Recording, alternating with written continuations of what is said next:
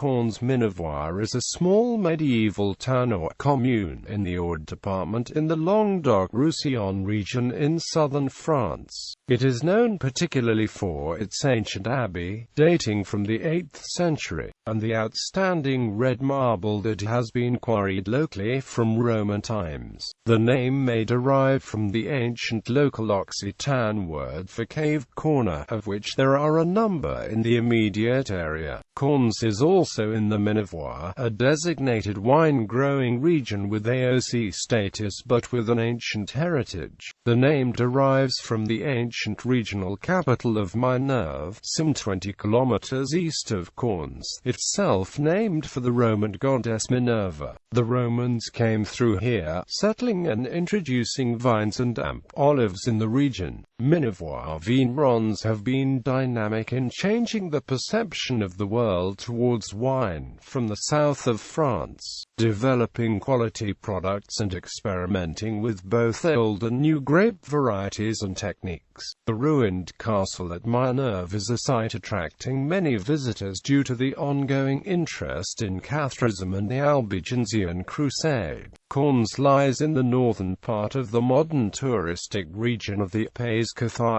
country, which stretches here from the Pyrenees. Geography and geology. The town sits at the foot of the Montagnes-Noires, which are themselves the southernmost extent of the Massif Central. The change in slope designates a change in geology from the predominantly metamorphic rocks of the nearby mountains to the alluvial deposits of the plains. The settlement lies adjacent to the mountain river area.Double, which can be a torrent after rain but usually has a gentle and semi-continuous flow, sometimes disappearing completely below a bouldery riverbed. Highest flows are usually recorded in February, falling away throughout the dry months. This river is a key attribute that led to early settlement here, both in terms of the important pass created by its valley and the regular, sweet water supply. The river name area.Double is purported to come from the Latin argent meaning silver and Celtic dubrim, meaning water. Whether this refers to just the color of a tumbling stream, the fact that the water is sweet, or some other mineral content is not clear. Figure 1. Map of the Montagnes-Noires. In the inset, France is tan, the Massif Central is orange, and the Montagnes-Noires is purple. The geology of the area has attracted considerable study and is fundamental to the position of the town. The weakness in the rocks giving rise to the course of the river, the mountain pass following the river, the formation of the local marble through metamorphosis, and the subsequent development of complex local soil types allowing for a variety of vineyard terroirs. On a larger scale, the Montagnes-Noires result from the tectonic movements of ancient plates, ultimately resulting in the upthrust of the Alps and the Pyrenees. These mountain-building events are known as orogenic periods, often named after the principal mountain ranges or ancient tribal areas in which the early geological research was undertaken. The Montagnes-Noires result largely from what is known as the Variscan orogeny. The local geology is complex, with evidence of very old rocks from the Precambrian period being distorted and overlain with ocean sediments, which in turn have been involved in massive tectonic events. The changes to sedimentary deposits due to intense pressure and temperature effects have given rise to metamorphic rocks such as schist, gneiss and amp. The economically important marble, granite outcrops can also be found relatively close to Caunes, adding complexity to the geology. It is expected that groundwater percolating though the acidic granite provides much of the soft water to the area.Double in an area where hard water is more usual. South, away from the metamorphic rocks of the mountains yet in close proximity, lie almost unaffected limestones, sandstones, clays and other rock forms. These are mixed with more recent alluvial deposits from the Aude Valley. Flora. Much of the flora south of Caunes is dominated by vineyards. However, there are also numerous limestone ridges that cannot be economically cultivated. These areas are often wooded with pines, kermes, oak, and have an understory of typical quarried plants: lavender, sage, rosemary, thyme, cistus, and artemisia, etc. The mountains immediately to the north of Caunes hold a wider variety of maquis flora, often in addition to the garrigue species. Large semi-natural woodland areas comprising holm and pubescent oak, umbrella pine, juniper, olive, and almond. The limestone encourages numerous other small plants such as various orchids, fritillaries, and iris. Marked walking trails with some informative interpretation boards originate in Caunes. These lead up onto the lower Montagne Noire and pass through the typical varied and interesting scenery. There is also a short botanical trail close by on the ridge between Caunes and Caunes-Minervois. History, proto-history, and prehistory. The whole of the southern France is rich in early signs of man. Early hunter-gatherer inhabitants would have made use of the many caves in limestones of the southern Montagne Noire. The passage is now marked by hundreds of dolmens and menhirs throughout the area. Many of these have been or are in jeopardy of becoming lost to agriculture and neglect. One of the closest is the large and well-preserved covered alley at Saint-Eugène, some 4 kilometers south of Caunes. This and other ceremonial sites have funerary goods which show activity of trade across Europe. In 1827, Paul Tournelle, a local amateur archaeologist, found early human bones and other remains in a cave nearby Minervois, 20 kilometers east of Caunes. Tournelle went on to found the Commission d'Archéologie Littéraire de Narbonne and was secretary until he died. There are signs of early semi-permanent settlements in the area, evidenced by archaeological finds throughout the Aude. The Aude River formed the basis of a major trade route, and a combination of the warm climate and water availability from the Montagne Noire allowed for settlement if not farming. A number of oppida, large permanent settlements often associated with defensive positions such as hilltops or river bends, are located in the area. The term oppidum probably comes from the Roman word for enclosed space, and these sites are typified by early planned architectural features. Very close to Caunes is the Oppidum du Cross with signs of occupation up to around 600 BC. Certainly the Greeks and Romans knew the region and traded through it towards Spain, and there is evidence of the Romans in the vicinity of Caunes. Today, there is a Roman bridge over the Largent Double 300 meters north of Caunes, adjacent to the modern D620. Abbey of St. Peter and St. Paul. The church played a vital role in the security and stability of the early Languedoc and was key to the subsequent development and wealth of medieval Caunes. The Abbey at Caunes consists of the great church itself, cloisters and amp, surrounding monastery buildings as well the old abbot's residence. The complex has been referred to as a unique architectural ensemble. Throughout Caunes there are remains of the substantial walls of the Abbey enclosure as well as traces of hut buildings, now often lost in the walls of simpler houses. Foundation and amp growth. The Abbey of St. Peter and Amp St. Paul was founded by a monk known as Anian or Anianus, a companion of Benedict of Anian in 790. Charlemagne confirmed the right to the land in 794, and the church was consecrated between 806 and 820. Benedict of Anian, the son of Languedocian noblemen, went on to formulate the strict code of the Benedictine order, which was adopted in 817 under an edict from Charlemagne. In fact, the abbey founders soon adopted the order of the Benedictines themselves. themselves, effectively so placed under the direct protection of the king, Charlemagne. The abbey enjoyed many privileges. Charlemagne's heir, Charles the Bald, gave substantial gifts of royal land to Caunes in 844. Even so, there are records of Caunes being forced to institute lawsuits in 855 and 875 before it was able to regain land taken from it by local landowners. As the authority of subsequent Carolingians became rather less respected in parts of the Median Catalonia, so it was necessary for the charter to be renewed by Charles the Bald in 875. Similar charters were endorsed in nearby Le Grasse and St. Chaffre in 876.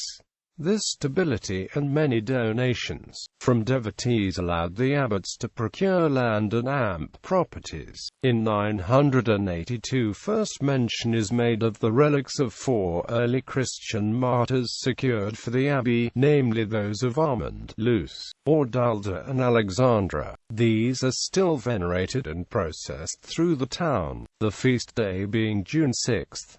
The relics became objects of pilgrimage and brought further wealth from devotees, allowing the Carolingian abbey to be rebuilt under Abbot William. Albigensian Crusade. The abbey subsequently passed to the Counts of Barcelona and later through the bloodline to the Trencavel family. This family largely lost the lands and rights after the support of the Cathars in the Albigensian Crusade. During the crusade, the abbey received several representatives of the Pope, which came to preach the Catholic rites, underlining the importance of Caunes in the region. Because of its support of the Catholic Church during the crusade, the abbey was also able to buy feudal lands from those who had been excommunicated as Cathar sympathizers. Following many revolts and military reversals, the crusade was rejoined under Louis VIII in 1225, and Caunes was once more in the frame as a stronghold of the Catholic faith. Of particular note was the burning at the stake of the elderly Cathar bishop Perfect of Carcassonne, Pierre Izan, in 1226, witnessed by the king. This may have been the last significant scene of the crusade, as it is said that the sickening example made of Izan at Caunes was Louis VIII's last exploit in southern France, and he returned to Paris,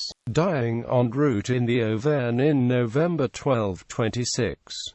Later years, the 13th and 14th centuries continued to be marked by conflict for power between secular and religious authorities. However, the abbey prevailed, continuing to increase its prosperity. It doubled the number of its members from 15 to 30, as well as maintaining a substantial staff. Some hut buildings were constructed in the surrounding town during this period, most notably the existent Occitan mansion. In 1337, the abbot granted the town the right to elect public servants through a council. There is clearly significant interaction between the wider church abbot and the town, with the right being given to trade in salt, allowing the development of substantial wealth in the town.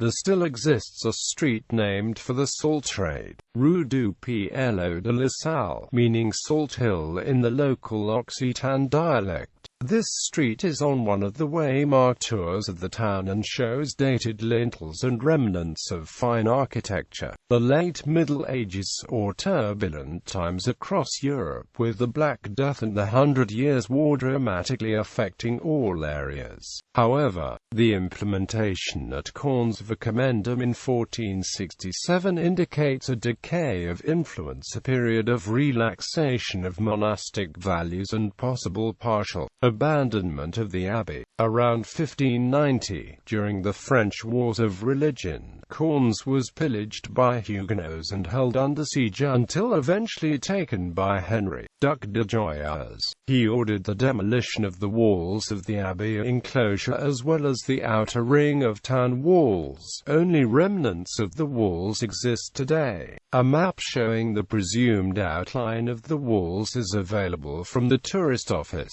It was not until the early 17th century, soon after the appointment of Abbot Jean de Libet in 1598, that restoration of the abbey and associated buildings were undertaken. Moreover, he instigated reforms within the church and started to re-establish the position of the abbey as a Christian institution. Much of the work was to little avail, as by 1659 the abbey had once again fallen into disrepair and the abbey was removed from the Benedictine order. In 1663 the Congregation of St. Maur took control and re-established a strict monastic regime, renovating the buildings at the same time. In 1761 a fire destroyed the courtroom and archives. As with other religious houses, the French Revolution brought an end to monastic life at Caunes.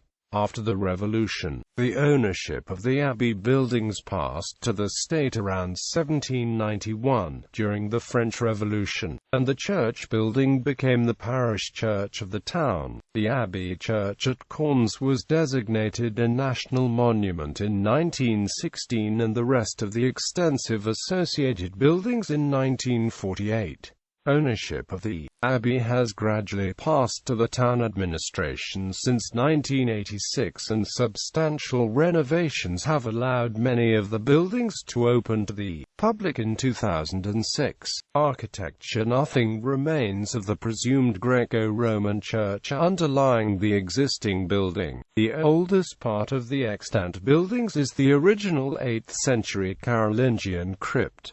This is quadrangular with signature rounded external corners. It has a floor of large herringbone-laid cobbles and is believed to be unique. Some remnants of early carved capitals are now incorporated into the 12th century north tower. However, Caunes is famed for large 11th century apse at the eastern end of the abbey. This is a fine example of the simple Romanesque building style of the region and is clearest from outside the building. The apse, locally called the Survey, consists of 2 levels of pillars supporting a conical roof. The older, lower part is constructed from simply dressed limestone and pink marble and has 8 pillars with capitals of interlacing plant design. There are no arches in the lower level, the pillars merely supporting simple stone lintels. There are 3 simple slit windows in this lower section. The upper portion of the apse dates from the latter half of the 16th century and has 9 square columns with arches above resting on simple capitals.